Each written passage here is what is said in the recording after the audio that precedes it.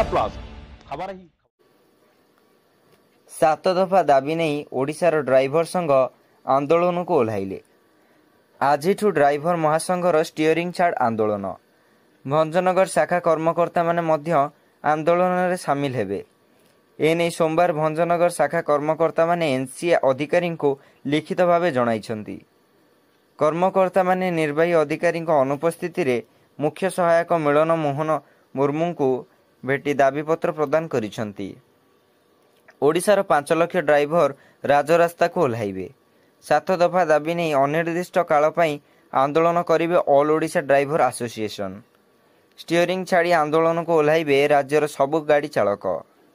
Auto चालकों को driver कल्याण संघरे सामिल करिबा। 60 वर्ष बयस परे परे ड्राइवर को भत्ता, 100 किलोमीटर अंतर रे पार्किंग और शौचालयर व्यवस्था, 1 सेप्टेम्बर को ड्राइवर दिवस रूपे घोषणा आदि 7 दाबी नहीं विक्षोभ प्रदर्शन करिवे गाड़ी चालक। अन्यपटे बस उपरे निर्भर होई रहुतिला यात्री समस्या भोगुचंती।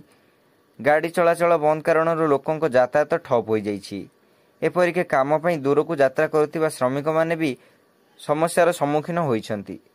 बस न पाई बस स्टैंड को आसी बसी रहितिबार दृश्य भी सामना को आसीछि। भंजनगर अशोक कुमार नायकଙ୍କ रिपोर्ट ओडिशा प्लस।